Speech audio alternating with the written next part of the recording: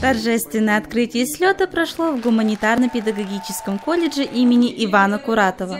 В Сыктывкаре все студенческие отряды республики собираются впервые. Привлечь больше ребят в это движение, создать условия для того, чтобы студотряды были действительно очень важной, качественной и очень патриотичной силой. Поприветствовать и поздравить 150 участников слета пришли специальные гости, которые в свое время тоже были в трудовом движении. Формально, да. В строительном.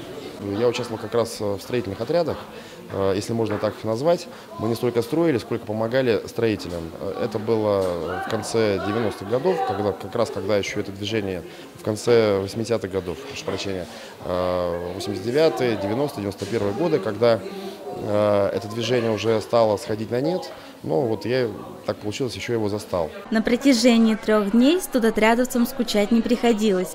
Для них проводились полезные тренинги и круглые столы.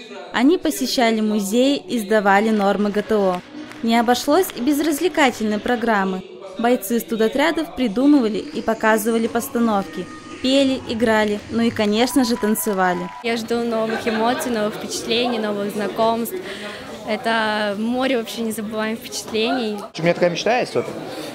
Это годичка называется. Это сколько ты смен отработал, столько ты совершишь. У меня мечта такая, весь воротник так забить им. Хочу много смен отработать. Но мне нравится с детьми работать. В республике Коми 9 студенческих отрядов. На слете больше всего участников было из Сыктывкарского университета – 72 студента.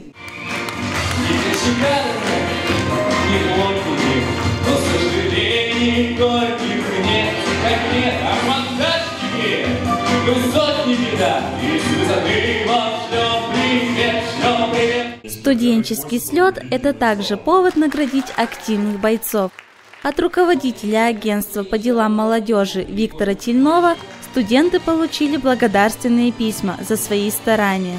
Я горю всем сердцем, вообще всей душой за российские студенческие отряды. И очень хочется это продвигать и в республике в целом, и в университете, и в городе Сыктывкаре. Мне хочется, чтобы наше движение расширялось. И наш вообще любимый лозунг – это 56 лет на благо страны. Лучшее движение – это мы. На слете был и ветеран студенческих отрядов Николай Денисович Схадаев.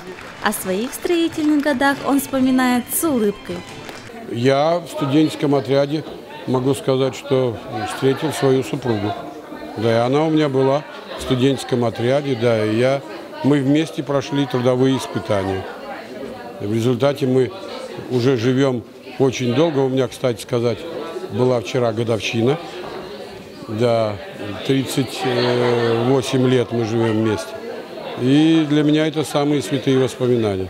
Студенческих отрядов великое множество. Проводники, вожатые, строители – все это часть семьи РСО. Вливайся и ты, ведь бойцом студенческого отряда может стать абсолютно каждый.